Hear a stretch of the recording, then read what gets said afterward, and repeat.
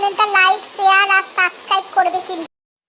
এক জঙ্গলে এক লোভী শিয়াল খাবারের সন্ধানে গ্রামের দিকে গেল কিছু খাবারের খোঁজে।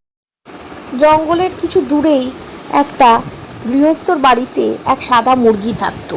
গৃহস্থ তাকে পেট ভরে খেতে দিত, খুবই ভালোবাসত, আর মুরগিও ওখানে খুবই সুখে বাস করত।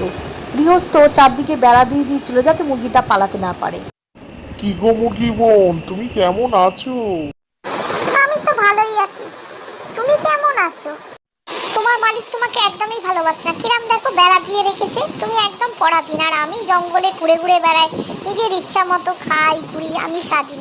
তুমিও আমার সাথে জঙ্গলে চলো। না না, ওরম কথা বলো না, গৃহস্থ আমাকে খুবই ভালোবাসে। শিয়ালটা সন্ধে হলেই মুরগির সাথে দেখা করতে আসতো আর তাকে জঙ্গলে নিয়ে যাওয়ার জন্য নানা রকম প্রলোভন দেখাতো। কি গো শিয়াল বন্ধু, তোমার মুখটা আজকে এত গম্ভীর কেন? আরে মুরগি বন্ধু, তুমি জঙ্গলে যাচ্ছ না বলেই আমার মনটা খারাপ হয়ে আছে। তুমি বুঝছো না, তুমি এখানে পরাধীন, বেড়ার আড়ালে থাকো, কোথাও স্বাধীনভাবে ঘুরতে পারো না। অথচ তোমার গলার কত মধুর স্বর, এরম স্বর যদি জঙ্গলে থাকতো, আমরা ঘুম থেকে উঠতাম তোমার ডাক শুনে, কি মজা হতো। তুমি জঙ্গলে চলো আমার সাথে, বেড়া দিয়েছে আমার ভালোর জন্য, মালিক আমাকে খুবই ভালোবাসে। শিয়াল কিন্তু হাল ছাড়লো না। সে প্রতিদিনই জঙ্গল থেকে পাকা গম, বুনো ফল এনে মুরগিকে উপহার দিত আর জঙ্গলে যাবার জন্য প্রলোভন দেখাতো।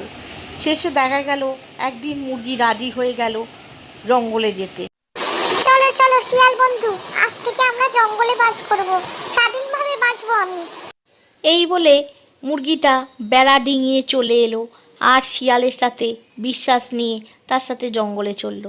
শিয়ালও খুব খুশি হলো আর ভাবলো জঙ্গলে গিয়েই তাকে খাবে।